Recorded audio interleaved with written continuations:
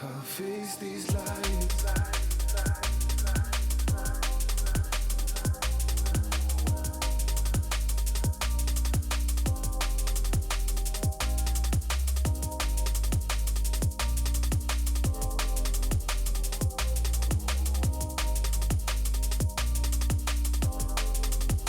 can't face these lights.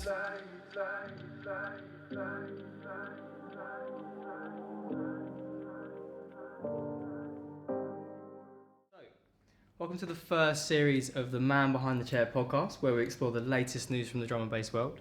Joining me today is Deadline Drum and Bass. We're going to be asking them some questions about everything hair, drum and bass related, events, tunes, and the upcoming Barber'n'bass event. So, let's start off by telling me a little bit about yourself. Cool, so I'm Ollie, I'm one half of Deadline, other half Pete. We've been doing this thing for like 4 years now, is that right? 4 years? 3 years. 3 years, yeah. We've had a few tracks released in the past. I've been at uni while that's been going on. Pete was at uni as well, and played a lot of gigs that we're happy to have played, and now we're getting free haircuts in the name of drum and bass, so it's all good. There's benefits to being in the industry then, this has got to be one of them. Yeah.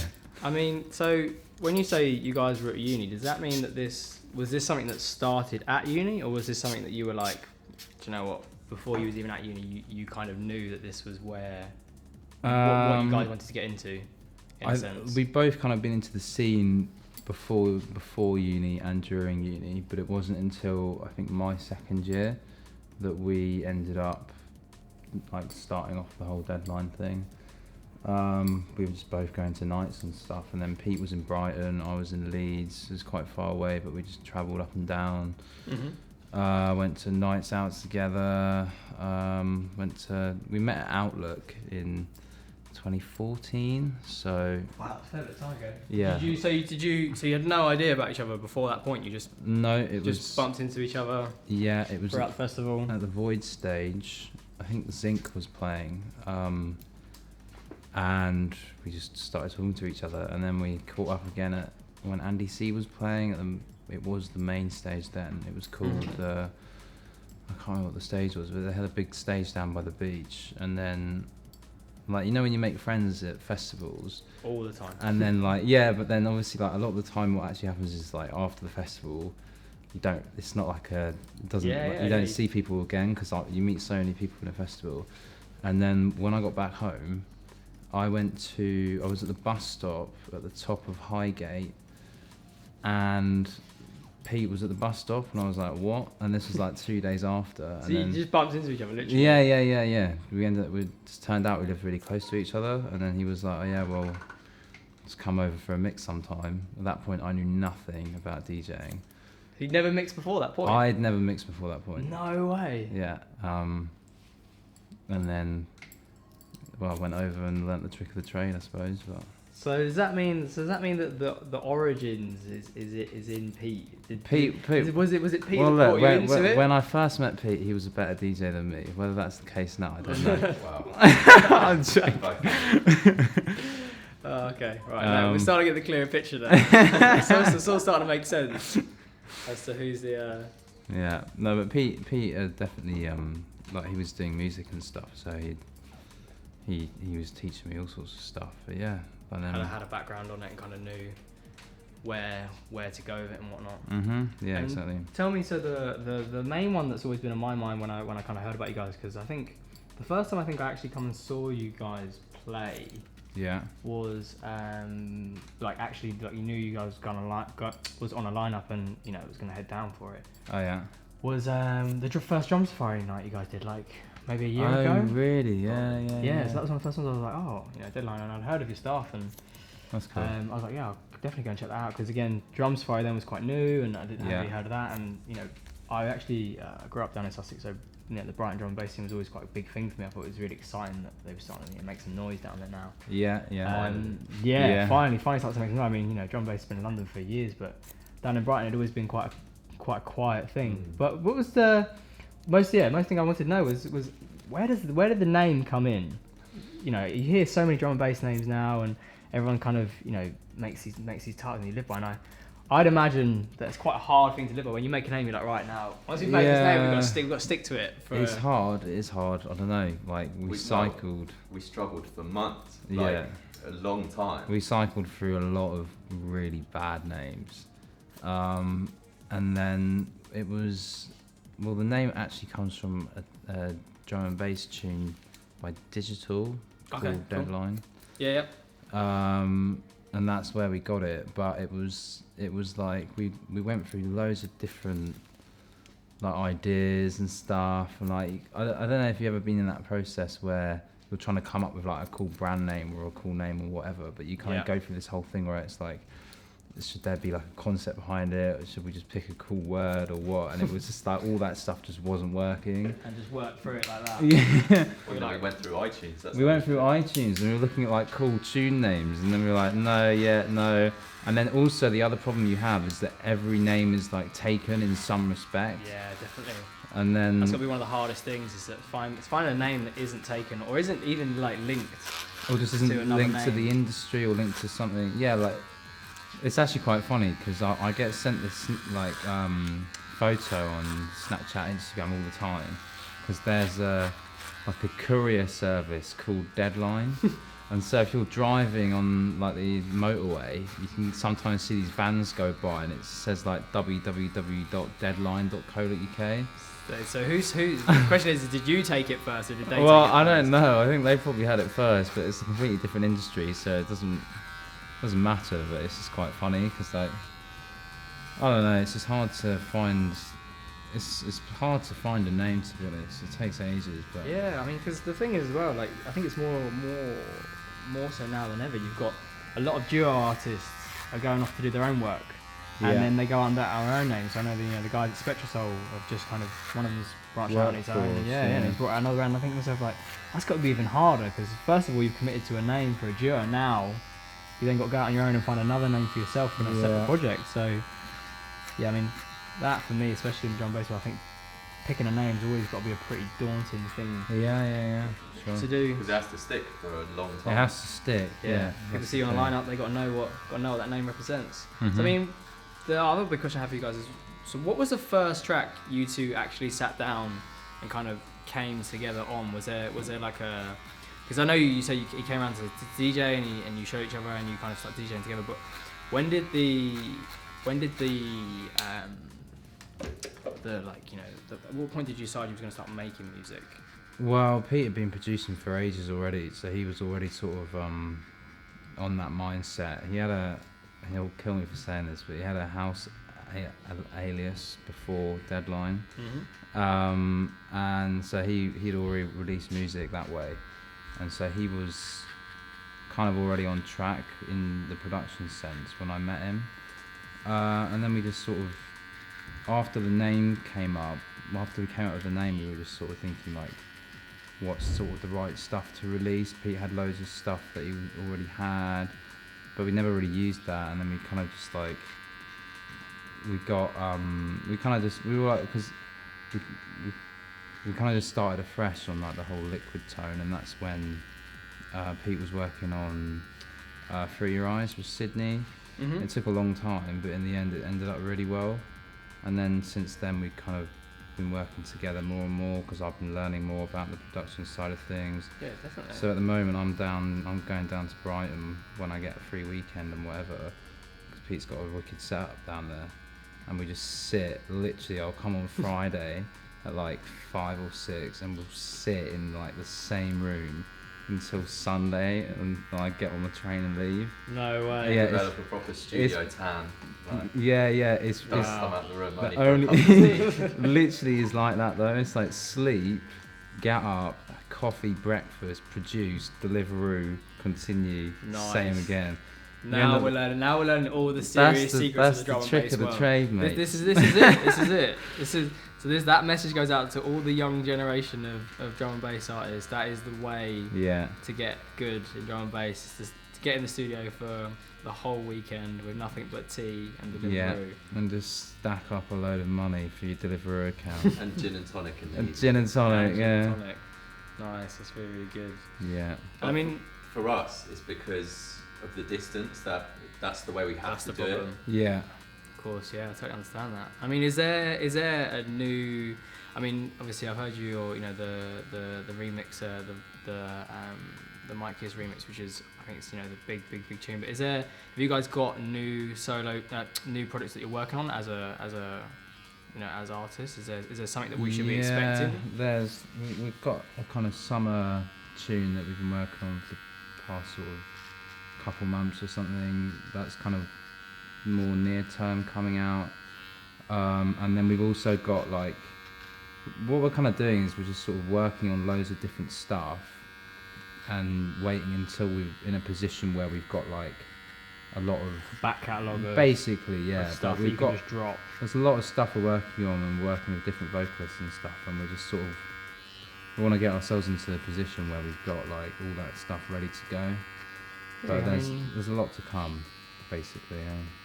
I mean, that's the thing, though, isn't it? Like, I imagine as an artist, you'd never want to release something unless you're, 100% that it's your final piece. Because I think that, again, that's, I've spoken to people that have released music and whatnot, and DJing and playing at a venue is one thing, but the moment you put a track out there and that's out there and that MP file is sold or that vinyl record is pressed or whatever, it's like, when it's done, it's done. Yeah, it's done, it's done, and you can't come back from that. So I imagine it's a balance, because you do also need to let go at some point, because we've definitely had it where we've just clung on to it for so long, not really improved it, when it would be far more beneficial just to get it out. Just to get it out.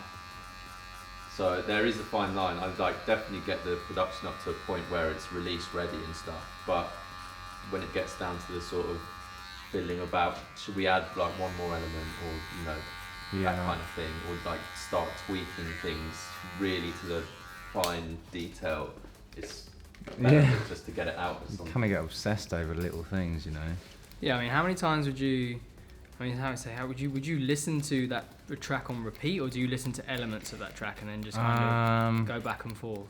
I mean, you might intend to listen to elements and then you kind of end up listening to it. I don't know, like when you're working in the studio, you're listening to certain parts, and then when you bounce it out and then you listen to it as a whole, and then you get the old version you had, 2 hours ago, and then you listen to that, and then you're like, is that better? Is it worse? Whatever. So it's kind of like, it's a bit of both, really. I mean, you must go around in circles. I know full well, like even myself, like if I make a mix, I'll make a mix and I'll listen to it for about a week, and then after a week I can't bear to listen to it again, because I've listened to it on repeat over and over and over again. Definitely. And more times I listen to it, the more times I hear the little bits of the mix I don't like. Yeah. Then I'm like, what? But it's weird because you have that way more than like I think someone else does. So like I've had that with our mixes and stuff, where I've listened to it and I'm gone, I'm not sure about that little bit, and then I'll leave it and then I won't come back to it, and then when I listen back to it like a year later, I think actually that's actually really good. Better than what you thought it was originally. Yeah, because at the end of the day, if you're the creator, then you're like hypercritical because you're trying to make it perfect, but actually the average listener doesn't necessarily pick up on those like really tiny details. Do you know? And when you make a mix, do you find it unusual when you make a mix to put your own tunes in your mix? Do you find that very strange when you're like? It's a bit weird. When you're like, oh god, I'm gonna throw this tune in it. Oh, that's one of mine, and you listen to it and you're like, does that sound right in the mix? Does that blend with everything else? Like, you can get that. Yeah, for sure. I mean, it's just like, I don't know. It's just the curse of being on the other side of it, Yeah, I mean, I see. I've spoken to a couple of other people in the industry, especially a lot about DJing, and they always say that that element to it, that kind of this mixing thing is, if you're doing a tour or you're doing a couple of shows in a night, or you're going from venue to venue, whatever it may be, you'll do the same mix like 2 or 3 times. You'll throw other tunes in here and there, but you'll kind of do that same thing. Do you find that you then lose the vibe, or do you vibe off each other a lot when you're mixing? Yeah, I'd say so, but I think the thing is that, so when you go club to club and stuff, and you don't like, we always try and like freshen things up, but obviously sometimes if you got like a Friday and a Saturday, it's like not as easy. It's easier said than done, but we try and, depending on like the type of night we're playing, we try and accommodate for that. But then obviously, like if you do a double one night and then you copy it and do it the next night, Yeah. at the end of the day, as soon as you see a good crowd reaction, even if you've heard that double a lot of times, you're straight back like on that vibe anyway. If that makes sense. Yeah, As soon as the crowd responds to you, then you've already caught on and you're back. You're like, yeah, this is cool. already doing that. It's already you've already got that bit of motive and it's already done like that. Yeah. If it ain't broke. Yeah, if it ain't broke, It's don't not fix broke, it. don't fix it. Yeah, it's true, 100%. Yeah. Cool. So we can jump straight into these questions here because we've covered all the good stuff, all the knowledge about you guys as artists, and we want to know now the Fun facts. Yeah, this is the fun fact side of things. So, I mean, I'll start straight in with, I guess a mildly interesting one, is if you had to play a back-to-back set, who would be your dream back-to-back guests? So you got 3-hour set, you're playing with 2 other artists, who would be your dream back-to-back guests? I'm gonna say because he's a bit closer to home, like Edy from Shogun. Okay, He's cool. an incredible DJ, and he plays the sort of rolling drum and bass that we play and love. So I'd love to go back to back with him. I mean, I have done sort of drunk at a house party, but it's a different thing to actually doing it in a nightclub. In a night on a venue. Yeah, that would be wicked. And See, probably like Randall. One, Probably- pick another. Probably Randall, just so I could like Just hear watch him and check the screen of all the dubs Yeah. that he's playing. Yeah, definitely. I mean, that's the thing, isn't it? There's 2 things in music that hold weight. One of them is dubs, and the other one is saying that you know the DJ. Yeah. Nothing quite gets you. or that you're on the guest list. Oh That's- my yeah. god, yeah. I remember the first time I had guest list, and it was probably one of the proudest moments of my life. I remember walking down this queue, walking past loads of people. Smug face. Yeah, just guys, sorry, I'm on the guest list. Terribly, I woke up the next day with the biggest anxiety. How much did I embarrass myself last night in front of all these people?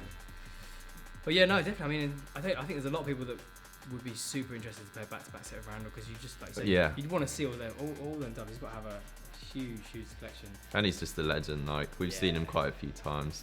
Yeah, Like probably like 10 times. yeah, definitely. like Definitely. I think the last time I saw him was when he did his XOYO, his night with Andy C. Yeah. That was the last time I saw him play. So that was a hell of a night. And I mean, does that differ from your dream back-to-back set to watch? I think so. I mean, I really rate Edy Friction. Like I think he's incredible. And like when he, it is a little bit of a different set when you see him at a big festival compared to like a small intimate setting. And like that is the kind of thing. It's the same with Andy. Like going to Andy C's XOY nights. It's a different set to, when you see him out on a festival stage. And Yeah, hugely. he really caters for that small intimate crowd. And I think, Ed is one of my favourite DJs. So definitely Friction.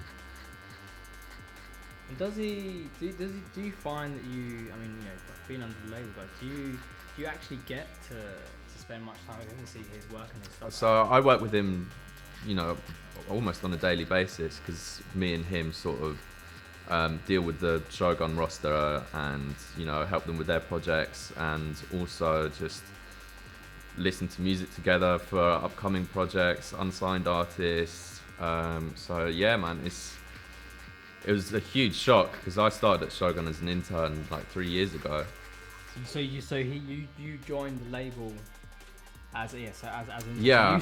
Did you know about him and know about the label? Of course I did, yeah. So that's why it was even stranger where, after packing boxes for like a month or two and making tea and coffee, then, That's it, 2 months now you're in. ordering someone else to make tea and coffee for you. Well, not quite, but no, Still on brew duty. still brew. So yeah, so when he walked in one day, it was just like, oh shit, But he's a really humble guy, and he's really got his finger on the pulse with drum and bass nowadays. So, it's a real pleasure to work with him. on stuff. Yeah, definitely. And I mean, does he? I mean, you know, because I think within drum and bass, isn't there? There's these kind of the kingpins of the industry, isn't there? Like you say, so you've got Shogun, you've got Critical, you've got Hospitality, and there's kind of these, not like the godfathers of it, but they're all big labels with a lot of different artists under their label. But everyone I find so far from what I've learned is that everyone's always pretty friendly with each other. Definitely, man. I don't think there's any real kind of, oh, you're from that label, we can't chat. Definitely, no, it's all really friendly, and I think actually one of the best events in the year is in December, and when it's the Drum and Bass Arena Awards, because that's like the one opportunity where all of these labels, artists come together. Like, it's actually really rare, apart from like seeing artists or going to a label night, like actually out and about. That's the one opportunity where everyone's sort of under one roof, and it's really nice actually. You know, there's still a lot of like joking around and bantering around. Yeah, I and, can imagine. Is it like, do you guys get a free bar there? Is it all?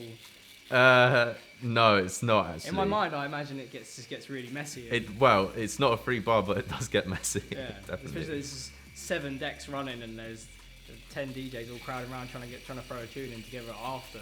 But yeah, I mean, it's a wicked vibe, and yeah, I think everyone's just sort of comes together. Everyone hopes that, you know, like if they're nominated for an award, that their label or artist wins, but ultimately it's just a really good thing for the scene. Like, there's always so much bitching about who got what afterwards, like certainly you see in, you know, forums and whatever, but it doesn't really matter, to be honest, because like, it's all just a celebration of the scene. It's positive growth for the industry, isn't it? Yeah, exactly. I mean, I'll tell the truth on this one, is that I have my kind of clientele, my day-to-day clientele in the chair, and they said to me, so what kind of music do you listen to, and what kind of music do you host on these nights? I'm like, dance music. Yeah. Just, you know, try and refrain from saying the word drum and bass. It's almost like a dirty word, isn't it? Yeah, it still is a bit taboo, and don't get me wrong, I think it's definitely getting better now, but I think still amongst the generation we've got now, it's still kind of, some people I say to people, I listen to drum and bass, and they'll be like, oh man, I remember when I used to go to Blue Note and listen to Metalhead. Yeah. Like other people, and they got absolutely no idea what it is. Well, I think about. There's definitely like a misconception sometimes, you know, when you say you're a drum and bass head, that, you know, you're, you know, a druggie or this, that, and the other. Spend when all it's your weekends like, in Fabric and yeah, exactly. You know, well, and even if you do, you know, that doesn't necessarily make you like a. I mean, I know a lot of people who go out sober and like proper soldiers. Yeah, definitely. I mean, that's again, it's more common now than ever. I think our generation, definitely. Sober raving. I mean, I think it's important that people keep doing that. But I mean, what's your view on? Do you think the generations change slightly now? Like, as to when you start listening to drum and bass, as to people that listen to it now? Do you find that they're everyone always looks back with rose-tinted glasses, I think. But I do think so. I mean, I don't know if when I was going out back in my day, like the drug that people were taking was ecstasy. Yeah, so that is a very different vibe to when I go out sometimes, and it's like a zombie crowd sometimes, because a lot of people are taking ketamine and stuff, and all kinds of crazy stuff. And that obviously, you know, I think you kind of have to talk about drugs when you talk about club culture, because it's ingrained with it. Yeah, it's a big thing. I mean, I think you'd be naive in this day and age to not talk about it. Exactly. Yeah. Everyone knows. It's almost as taboo as what we're saying about, you know, not saying the words drum and bass. It's that I think the thing is that drum and bass is just associated with it, and there's more incidents and more kind of associated with than any other industry. But it's I think you can say it's. I find for me now, and it's something I really enjoy, the more events I go to, and I guess I'm a little bit picky now about the ones I do go to. Yeah, definitely. But even then, you see the crowds are getting a little bit younger again.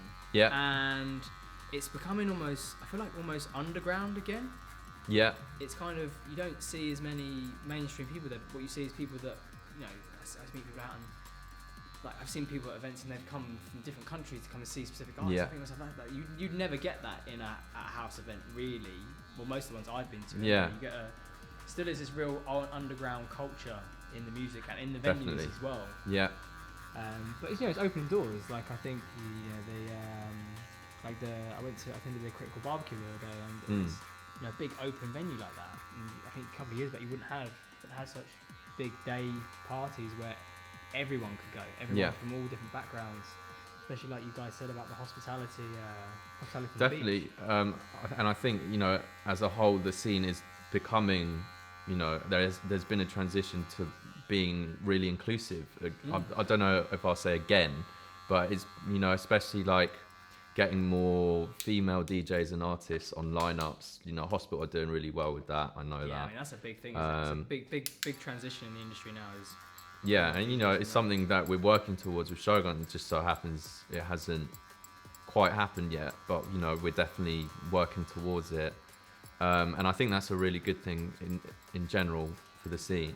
Yeah. And definitely seeing more female producers on the radar, which is great. So yeah, I think the scene is actually in a really good place right now. And thinking about the forthcoming question of what is my favorite track at the moment, it's like it's really hard to say because the scene's in a really good place at the moment. There's so much good music at the moment. Is there a track that you specifically listen to more than? Is there something that you've got on repeat at the moment? And this doesn't have to just be drum and bass. I mean, because the thing as well as I find, especially something that's always kind of been curious to me, is what drives, what inspires you as an artist. I mean, I think it'd be wrong to assume that you listen to drum and bass all day long and then produce drum and bass. I definitely did, and doing so, I found like stifles your creativity a bit because you like subconsciously start imitating other stuff, and I think it's a much better way of listening and writing music is to open your mind, listen to all kinds of different stuff, other genres, and you don't know what you'll be influenced by, but if all you're listening to is drum and bass like I used to, then you're not going to be putting a new stamp on the genre. So yeah, I mean, is that what you would say in terms of all about developing your sound and whatnot, is that you're listening to other types of music and drawing the ink? I mean, that's, I guess in a sense that's almost where drum and bass comes from, doesn't it? Because it's you're looking at like sampling records like culture. It's what it's all about. You never used to, you'd never sample a drum and bass track into another drum. But exactly. You might, but you kind of would definitely be stepping on someone's toes there. Yeah, exactly. I mean, is there any artists that you outside drum and bass that you're really really popular with, or you so I don't know if you know Jordan Rakai. Yeah, huge. I'm a huge Jordan Rakai fan. His album just came out. His Origin, I think it's called. I think it'd be great to get him on a drum and bass track. Definitely. I mean, I've heard a few vocals. Bootlegs of him, but I think it's a bit of a different thing. I think if someone got into the studio with him and worked with him to make a D&B track, I think that could be. You need to go back to the Shogun headquarters. And yeah. We need to send a call out and try and get this guy. Definitely.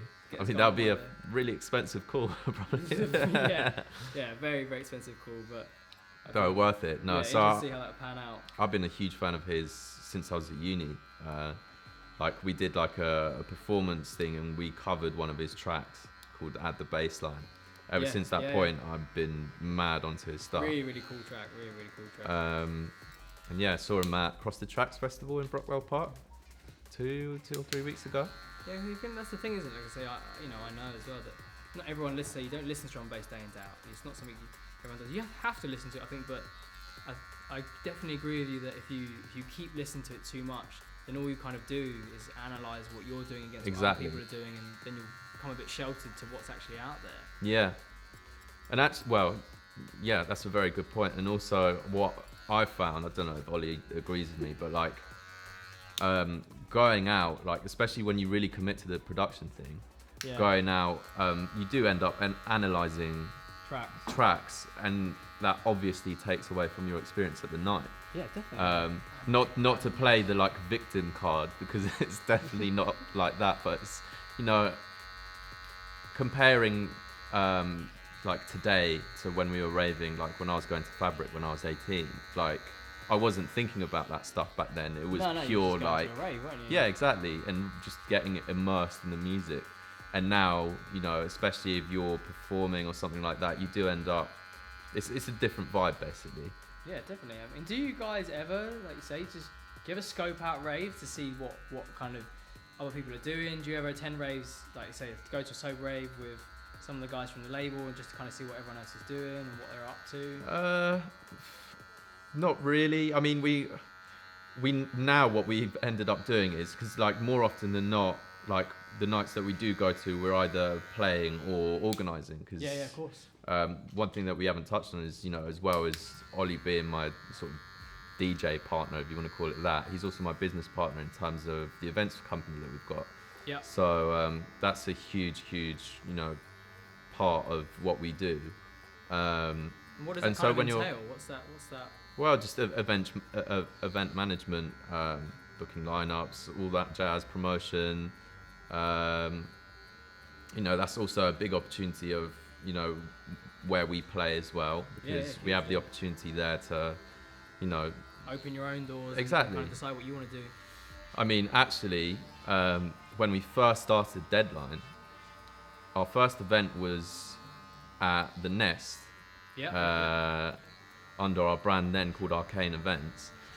And we set that night up ourselves because we couldn't find bookings. No way. So you just set up. So we just set up our own night, and then the rest is history, as they say, because our events business is actually probably further than our artist career. Would you say, Ollie? At this point, Yeah. Oh, there's always room for that, though, isn't there? And there's always like you say, I definitely coming together on this now. I'm starting to learn that London is a very, very hard place to set up events, and there's always room for it. And everyone's always looking for the next venue and the next spot and the next kind of thing to keep things fresh and do things differently. And no one ever wants to be doing the same venue. The last time I saw the same person on a lineup for the same venue kind of more than once or twice, really, in 1 year at least. So say that as it is. I definitely think things are changing now amongst events. Now, the venue is more important than anything because it's what attracts people. Definitely. Yeah, the artists in the lineup is only helping because I'd go to, where did I go the other day? Mixed Garage. Did you go to Skank and Bass thing? I didn't go to that one. I went to an event. Well, I was actually working the day of Skank and Bass, unfortunately. Super sad. I tried to get it off, but no, it's a really good one. Yeah, it looked incredible. Yeah. The day looked fantastic. And again, from what I hear, that's a relatively new. It is. Venue. I actually organised Technomatics' third album launch party there. So, sorry, Skank and Bass, I got there first. Sorry, we can cut that bit out. Yeah. Apologies to Skank and Bass for this one. It's a wicked venue. Yeah, really, really cool venue. That's what I went to there. The Technomatic album launch. That's what I went to for that. Absolutely incredible night. But the venue.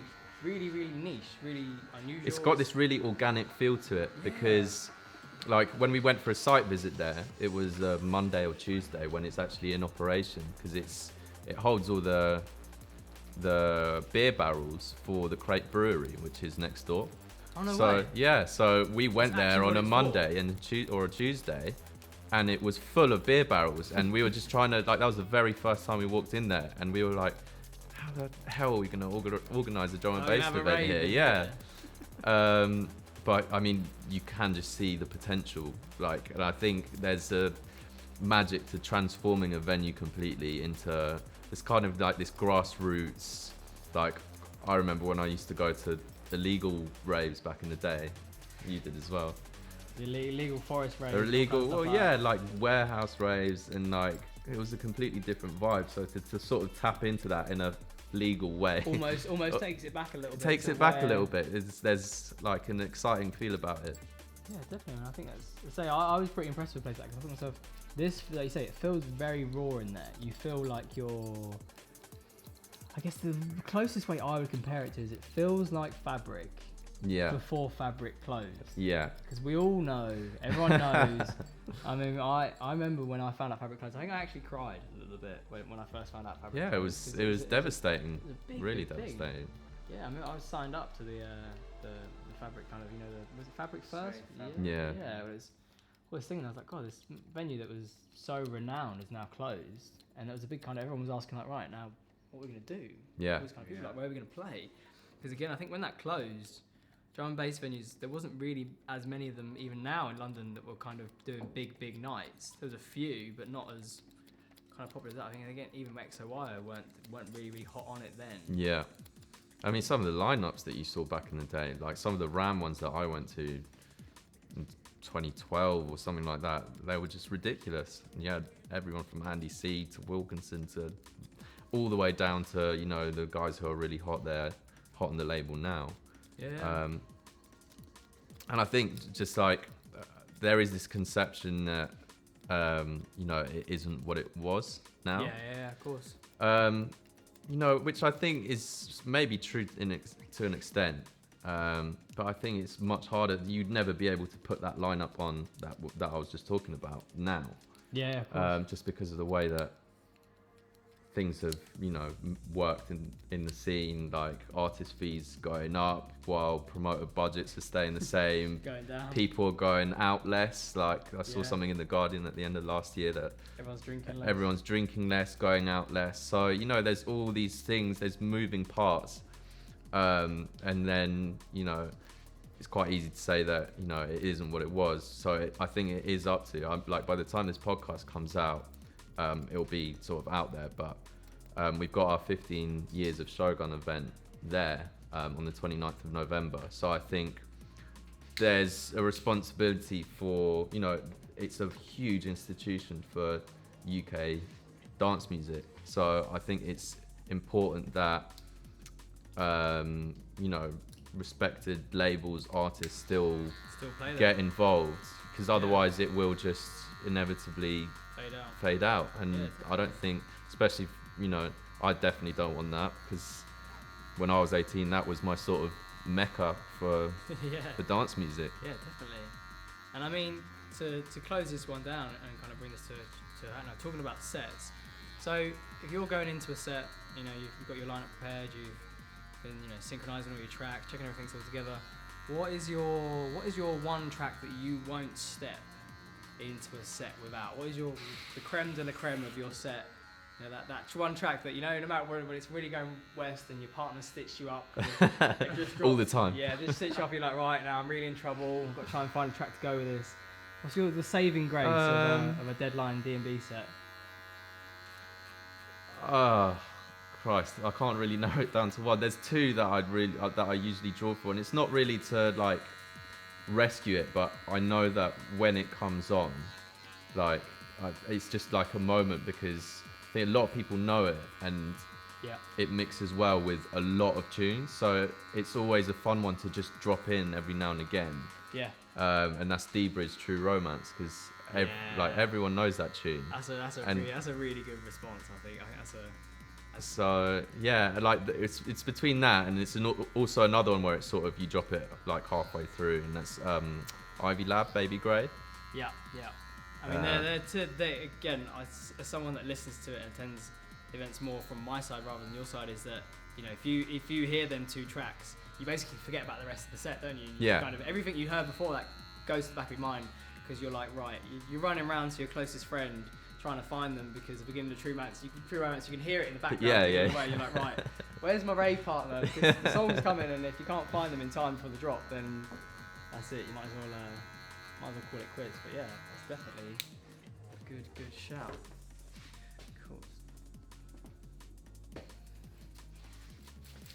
Yeah, I mean, I think everyone's kind of got them kind of saving grace tracks, and the ones that they always will go back to. Draw for. Yeah. What would yours be, Ollie? That's hard. The one tune I draw for. If you play True Romance, what would be the tune you draw for after that? If you wanted to, once he stitched you up and played it. 20 questions after True Romance. 20 questions. That's a really good one. While we're on the topic of 20 questions. Sweet. I mean, we can let's revisit one of these questions. I mean, you spoke of it briefly about what the top tracks are that, you know, you would jump into a set with. Mm-hmm. I mean, do you feel like your dream back-to-back set is very, very different? Do you have a different view on who you want to be? As a duo, you both have slightly different musical tastes, or you both. Yeah. Tough question, man. I don't want to be boring and just say like. I don't know. Say someone's really stereotypical. Yeah, like everyone. I don't know. It's a tough question, to be fair. Like, I would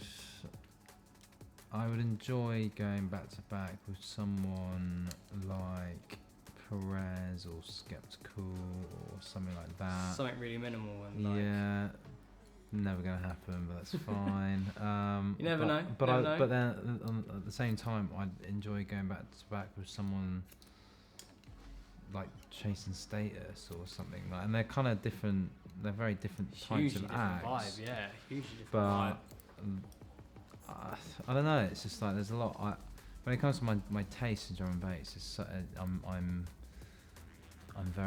got a very broad taste, so it's like there's a lot of people I could do it with, and I'll be very happy. Yeah, there's a wide variety. A wide variety, yeah. And yeah. is there when you guys are starting a set for a night? I mean, when you're going through tunes and you're sorting out what you're gonna play and whatnot, do you generally tend to, if you're playing together, you tend to take it in turns, with like track for track, or are you like, right, I'll let you have the first 10 minutes and then one of you can jump on, or will you just end up just vibing off of each other? I think it depends on like where the set is. So like at the start, we go into it, we'll be like, okay, you do the first two, I'll do the double after that, you do the double after that, whatever. But then naturally, as set progresses and like you get a really good reaction or something, and then it's kind of like after you've been playing for 10 minutes or so, rather than it being like, okay, I've just mixed that, so you need to mix that, and then it becomes much more natural. It's like, no, I've got this like really good idea, and you're like, okay, cool, you do that for another minute or two, and then it's kind of, you end up bouncing off each other with ideas and stuff, and like really, you'll take like 5-10 seconds, and it takes like a few gestures or just like a few, look at what I've got on my CDJ or something, and you just very quickly make those sort of decisions. Yeah. Will you bring two USB sticks in? Do you both have a? Yeah, I mean, I have like 3 USBs because I'm super suspicious about something going wrong. I've got one. Yeah, Pete. Well, this is the 3 thing, in right? one. Right. Yeah, I'm in that sense, I'm way better at that. Pete always brings one. Yeah, I can mix those. Yeah, yeah, but at the end of the day, I've seen it where USBs have gone wrong for people, and I'm like, that's it. that freaks me out. I've had it where. What would you do in that instance though? Is that you just? Well, you Game should over. have a second USB, right? But I mean, combined, you two have got 4 USBs, so. yeah, that's true. But we're not always playing together, Yeah, so. I mean, does that happen more often than not? Do you find more often than not one of you will play at one you play, or one of you will just go down, or do you tend to try and go think together? It really depends. Yeah, I mean, it depends on the weekend, how much is going on, where is the show, who's nearby, who's not. If it's a big show, it'll always be both of us. So if it's Fabric, we always want to play that together. If it's festival, we always want to do those together. If it's like a local night, and then I'm closer. More often than not, the promoter doesn't want to pay twice the travel, twice the accommodation. 2 people. You know, as promoters ourselves, we obviously appreciate that. So we do it where we can, and when it's a really good gig, basically. Yeah. And then if it makes more sense, I can't always do a show, but Ollie can, and vice versa. So one of you duck in, one of you will duck out. Yeah, exactly. Yeah. And I mean, stepping away from the topic of drum and bass, then I mean, going back to when you guys said you was at uni and you were studying and whatnot. If you guys hadn't have gotten to where you are now in drum and bass, what do you think you'd be doing? Was there another aspiration before drum and bass kicked in? Before the point you realise, all right, this is it now. We've committed into this. Where were things going? Where was your? It's a weird question actually, because before all this stuff, I was like, I had passions, but they were like really different. So like, I was massive into like tech and gaming and stuff like that. I mean, I think everyone is at that age, but it's really hard to say, to be honest. I mean, I was studying psychology at uni, marketing, data, things like that. It's such different, like it's so different to drum and bass and the music scene. But then I think on a whole different road. Yeah, exactly. But I think at the end of the day, actually, I still want to sort of use that knowledge that I've got to apply it to the music industry in some sense, or because there's a lot particularly with like niche scenes like drum and bass and stuff, like all the major labels, they all use that sort of information for sales or for pushing marketing stuff and things like that. So I think, honestly, I'll probably be in a boring office job doing a marketing strategy for like some sort of, I don't know, company or some sort of company. Yeah. But I mean, I start thinking in my mind sometimes that must happen though. Surely there must be artists that you know. At what point do you fill all your time with this stuff? I mean, I'm sure there must be some artists in the industry where it's a luxury to be able to say you're a full-time producer. I think the majority of drum and bass are still doing something on the side. 100%. Yeah, I mean, you've got to be, haven't you? Because we all know that the music industry or any kind of arts industry that's not renowned for being like you don't know. I don't think anyone becomes a musician because they're going to make fortunes, are they? Because they're talented or they're passionate or they've got interest in whatever. But I think you kind of split the idea, so you go like, right, one part of me like obviously you want to make it as an artist, promoter, whatever, and the other part of me has investigated all this and studied all this other stuff, so I want to pursue that career as well, and if you get to a position where you like a major artist, your releases are all over the place, you're getting booked every weekend, and awesome, like that's great. But you don't have to just say, when you decide to be an artist, you have to be like, right, I'm being an artist now. That's it. Do you know what I mean? I am the artist. I'm the artist now. No, you can't talk to me unless it's about DJ stuff now. Yeah. Sorry, bro. Because he needs to speak to the promoter and he needs to speak to yeah. No, you can just you can work a job and be an artist on the weekend. And do you find you tend to do a lot of self promotion and like you say, I know you with the events company, you were trying to you sorted out your own gigs and that. Is that still something that you try and do? Is sort out your own gigs as much as possible and push yourselves, or I think to make it now, you can't rely on other people to find you and pick you up and help you through it and stuff. You've got to be like really dedicated to pushing yourself as an artist, particularly on social media. It's like things get brought up and then forgotten so quickly. It's like tunes are massive one week and then next week another tune's massive and your one's not forgotten about, but after a couple months it's old. Yeah, I mean, where do you guys look for your tunes? Where do you go in terms of, are you Beatport users? Are you Bandcamp?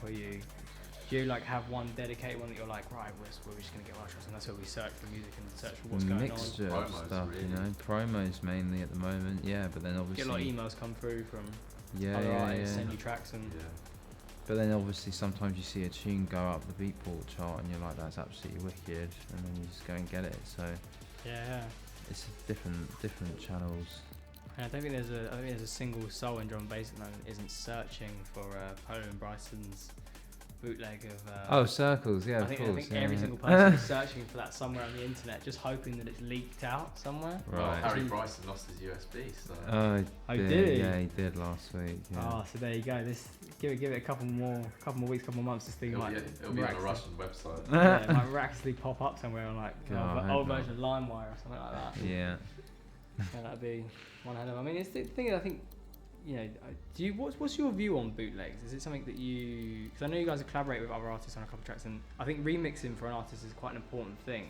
But what for you defines the difference between a bootleg and a just remixing a song? I think there's a few things that I think if you're doing a bootleg, I think there's a lot of a part of the scene at least which kind of gets a big sample, a big tune, and then like puts the drum and bass spin on it, kind of maybe doesn't do it in a very sort of unique way. They just put like a long bass line on it, and then it's like, oh, that's cool, man, because that sample's great, and then the drop's hard and like awesome. But then there are other people that they do a bootleg because they see like a different direction that the tune can go.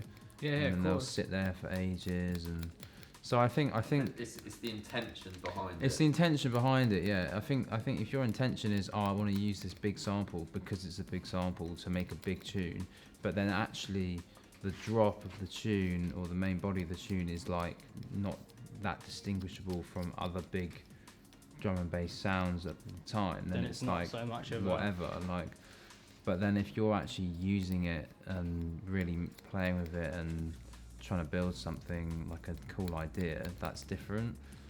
And how do you go about that? How do you, so like say, you know, I know you hear someone from Shogun's song and you're like, oh, that sounds weird. Because we all know that there's a few songs that have been remixed.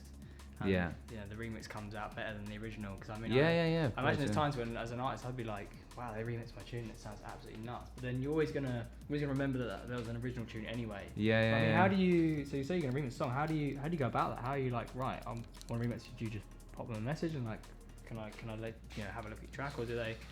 I mean, there's a few ways you can go about it. You can do that. You can just, there's no harm in like picking up a tune, having a play of it, having a bit of fun, trying things out, and then if you're like, actually this is really cool, then you go to an artist and you say, can we do it or not? And then obviously that's where the decision lies.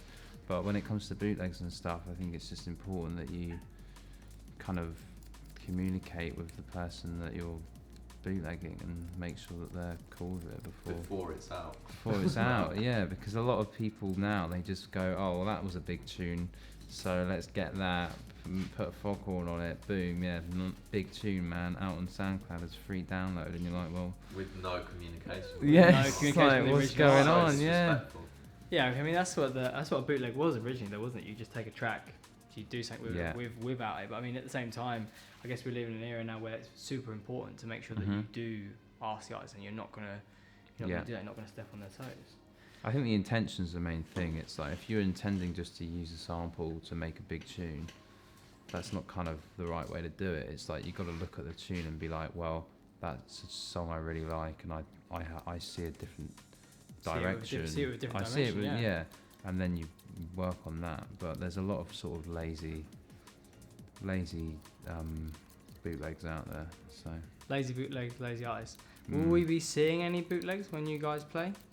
Have you guys got any stuff that we're gonna hear, and it's not gonna be something that's it's in the release? Is there anything that we've got to? We've got a few that we've played. Yeah. I mean, got in the back pocket that you're gonna sneak out on one of the 4 USB sticks that we've seen tonight? Yeah, I mean, I'm sure you'll hear some stuff like that. Yeah, I mean. Cool. Well, we'll wait to hear all that stuff Yeah. on the night.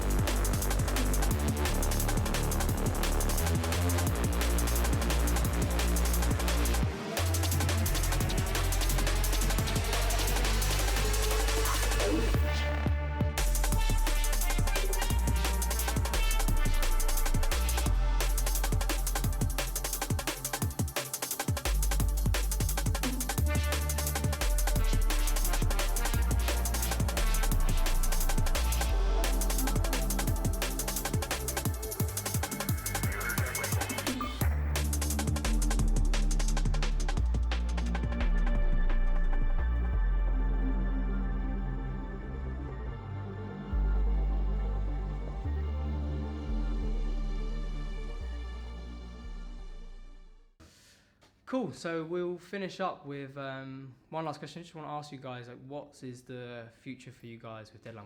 Where do you see yourself going with Shogun and the events that you're playing? What's the kind of end goal? I think so. Release-wise, anyway, for the time being, we're just stockpiling a bunch of tunes. Like from the beginning, our purpose was always to sort of highlight the best snippets of various different subgenres, so we've never really sort of catered to one style or sound. It's always try to highlight and that sort of is what we want to do with our releases as well. So what we're currently doing is just writing a load of music. We haven't actually got anything really locked on release wise yet, but we've definitely got an idea, and at the end of the writing process, we're just going to sit down and really come with a plan of, you know, where we want to release and where you want to go. Where we want to go, because I think it is really important to have some long-term strategy, because, you know, I've worked with artists and I know of artists that have, you know, released a track and then not had anything for ages. And then, you know, it's really important to have momentum. Yeah, I mean, you guys are basically it's building like a catalogue, isn't it, of everything you kind of gained along the way and all the events you've played and the tracks you've made so far. Exactly. Trying to get to where you're, you know, get to a point where you're like, right, well, listen, we can. This is us now. This is what we are, and we are our sound and our kind of motive as such. Exactly. You know, I think you could describe it as us having like a slight dip in terms of releases, but it's, you know, intentional, because we really want to map this out, and, you know, there should hopefully be a time, you know, in the next couple of months that we sort of start to release all the music that we've got, and it should be consistent after that. I think that's the important thing. Really make something out of it. Yeah. Cool, fantastic, man. Well, that's the best way for it. That's the way forward. I'm excited to see what's ahead of us. Great. How's that, man? Yeah, fantastic. All good. Thanks Well, a lot, thank you very mate. much for coming down. Thank you much for giving me your time and all the lovely insights into, you know, the drum and bass world and what you guys take from it and what you guys also give for it. Super excited to see you down at the event. Great, me too, man.